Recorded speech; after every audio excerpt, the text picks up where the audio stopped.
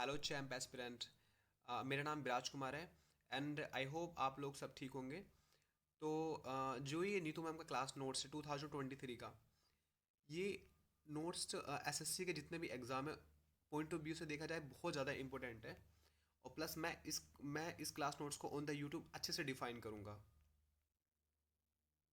I hope आपको ठीक से समझ आएगा। Plus exam point of view से क्या क्या चीज़ें इंपॉर्टेंट होती हैं और किस किस चैप्टर से एग्ज़ाम में बहुत ज़्यादा टिपिकल तरीके से क्वेश्चन पूछे गए हैं। जैसे कि मैं आपको बता देता हूँ कि वर्ब में कितनी चीज़ होती है, जैसे लाइक दैट वर्ब में बी फॉर्म कब बन जाती है, वर्ब के बाद टू आ जाता है, कब आ जाता है, ठीक है। वर्ब में मोडाल वर्ब के बाद वर्ब के फर्स्ट फॉर्म कैसे बन जाते हैं पता नहीं लगता। वर्ब को हम कैसे सेंटेंस के फॉर्मेशन में ऐड करते हैं, सेंटेंस का फॉर्मेशन कैसे स्टार्ट होता है। जैसे सेंटेंस में एक फॉर्मेशन होता है कि सेंटेंस अगर सिंगुलर स्टार्ट हुआ है तो आने वाला जितना सेंटेंस होता है वो सारा सिंगुलर फॉर्म में यूज होता है। सेंटेंस अगर सिंगुलर है तो इट ही यूज होना है। तो अगर सेंटेंस का फॉर्मेशन अगर प्लूरल होता है तो कैसे हम प्लूरल फॉर्म में उसको मेंटेन करते हैं। आने वाले जितने वर्ड होते हैं सारे मेंटेन कर पड़ते हैं, प्लूरल फॉर्म में ही मेंटेन करने पड़ते हैं। कंडीशनल सेंटेंस में सेंटेंस को बनाने के क्या क्या कंडीशनल होते हैं। कंडीशनल सेंटेंस में सेंटेंस को दो पार्ट में डिवाइड कर दिया होता है। तो पहला सेंटेंस अगर पास्ट होता है तो आगे वाला सेंटेंस भी पास्ट में मेंटेन करना पड़ता है। तो उसके लिए पास्ट को मेंटेन करने के लिए किस किस वर्डों की जरूरत पड़ती है, प्लस किन किन वर्ब की जरूरत पड़ती है। सब्जेक्ट वर्ब एग्रीमेंट में वर्ब के साथ कैसे एग्रीमेंट किया जाता है, सब्जेक्ट को कैसे वर्ब के साथ एग्री किया जाता है। प्लस सब्जेक्ट वर्ब एग्रीमेंट में अगर सेंटेंस सिंगुलर स्टार्ट होता है तो सेंटेंस को सिंगुलर ही मेंटेन करते हैं। कुछ वर्ड होते हैं जैसे कि ईच अदर, नाइदर वगैरह, उन सबको कैसे यूज करते हैं। देन नंबर ऑफ कैसे यूज किया जाता है। कॉन्सिक्यूटिव वर्ब में कौन कौन सी वर्ब इंपॉर्टेंट होते हैं, सारे पढ़ने के नहीं होते।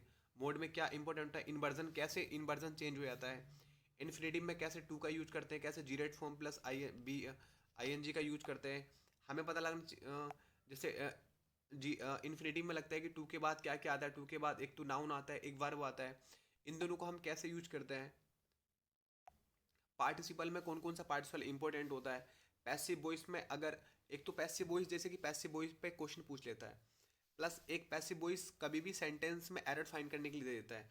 तो हमें कैसे पता लगाना होता है कि बाई के बाद सेंटेंस को पास्ट में ही करना पड़ेगा, कैसे उसको सिंपल सेंटेंस में रहने देता है। नरेशन में क्या क्या चीज़ इंपॉर्टेंट होती हैं। नाउन को कैसे मेंटेन करते हैं, अगर एक सेंटेंस में नाउन प्रोनाउन एडजेक्टिव एडवर्ब आ जाते हैं तो कैसे मेंटेन करना पड़ता है, कैसे उसको मेंटेन करते हैं। कि जैसे कि नाउन आ गया, नाउन के पीछे हमें एडजेक्टिव देखना पड़ता है, एडजेक्टिव से पहले एडवर्ब देखना पड़ता है। कभी कभी क्या होता है कि बहुत सारे एडवर्ब आ जाते हैं सेंटेंस में, तो एडवर्ब सेंटेंस में कितना भी आ सकता है। एडवर्ब के बाद एडजेक्टिव को भी देखना पड़ता है। कन्फ्यूजिंग वर्ड होते हैं, ठीक है, कन्फ्यूजिंग वर्ड और एडवर्ब एडजेक्टिव होते हैं, हम उन्हें कभी कभी पहचान नहीं पाते कि कैसे हम इनको कैसे एडजस्ट करें। कभी पता नहीं लग पाता कि वर्ब क्या है एडजेक्टिव क्या है, कैसे हम यूज कर रहे हैं। आर्टिकल में ए ऑन दे का कैसे यूज करा जाता है, कभी कभी पोस्ट नहीं भी देता, कभी कभी बहुत ज़्यादा डिफिकल्ट क्वेश्चन दे देता, पता नहीं लग पाता आर्टिकल का कैसे यूज किया जाता है। डिटरमाइनर में ए ऑन द दिस दैट का कैसे यूज करते हैं। प्रीपोजिशन में कैसे प्रीपोजिशन का यूज किया जाता है, कैसे कौन से वर्ड होते हैं जिनके साथ प्रीपोजिशन फिक्स हो जाता है। कौन कौन से वर्ड होते हैं जिनके साथ प्रीपोजिशन फिक्स, जैसे कि एफेड बाई हो रहा है, बहुत सारे वर्ड ऐसे होते हैं कि जिनके साथ पता नहीं लगता कैसे कैसे यूज करते हैं। फ्रेजल वर्ब को कैसे यूज करते हैं, कंजक्शन के पीछे क्या क्या आता है, उसके बाद क्या आता है, और कैसे कंजक्शन को यूज करते हैं। नाउन के साथ, वर्ब के साथ, एडवर्ब के साथ कैसे यूज करते हैं। कभी कभी पता लगता है कि कभी ये सारा सारा फॉर्मेशन एक ही सेंटेंस में मिक्स हो जाता है। तो कैसे चीज़ों को अच्छे फॉर्मेट में लगाते हैं, कैसे चीज़ों को सिक्वेंस वाइज लगाया जाता है, कैसे एरर फाइंड किया जाता है, और कैसे वर्डों को पहचाना जाता है कि ये नाउन है, ये डिटरमाइनर है, ये क्या है। तो ये साथ साथ मैं आपको समझाऊंगा। प्लस ये जो 2023 का नीतू मैम का क्लास नोट्स है, ये इसलिए बहुत ज़्यादा बेनिफिशियल है क्योंकि 2023 प्लस 2017 के बाद और 20 आई थिंक 2015 के बाद जितने भी इंपॉर्टेंट क्वेश्चन हैं, और जैसे जैसे क्वेश्चन का फॉर्मेशन चेंज हुआ है, क्योंकि आपको पता है पहले तो क्वेश्चन छोटे से पैटर्न में पूछ लेता था, ठीक है, वर्ब डाल दिया उसमें। लेकिन अभी क्या है, कभी कभी बीच में वर्ड डाल देता है, कभी टू डाल देता है, कभी बी डाल देता है, क्वेश्चन का फॉर्मेशन ही चेंज हो जाता है, उसका फॉर्मेट ही उल्टा हो जाता है। तो कैसे कैसे हम चीज़ों को मेंटेन करेंगे, क्योंकि आपको पता है कंपटीशन कितना टफ हो गया है, ठीक है। कड़वा सच तो यही है कि आप जितना अच्छे से पढ़ोगे, एक एक चीज़ को दो दो तीन तीन बार पढ़ोगे, उतना अच्छे से क्लियर दिखाई देगा। आप किसी भी टीचर से पढ़ने के बाद एक बार में ठीक से समझ नहीं आता। इफ़ आर यू बिगिनर, तो आई थिंक आपको 2 से 3 बार एक सब्जेक्ट पढ़ना ही चाहिए बिगिनर के लिए।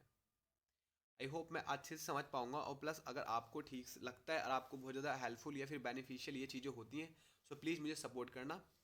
और वीडियो में अदरवाइज़ कोई मिस्टेक आपको लगता है कि ठीक से आप समझ नहीं पा रहे हैं, या फिर कुछ ऐसी चीज़ जो आपके लिए चाहिए और आपको प्रोवाइड यूट्यूब पर नहीं है, सो प्लीज़ मुझे बताना। आई थिंक मैं आपको प्रोवाइड करा पाऊँ, ठीक है। Thanks for watching.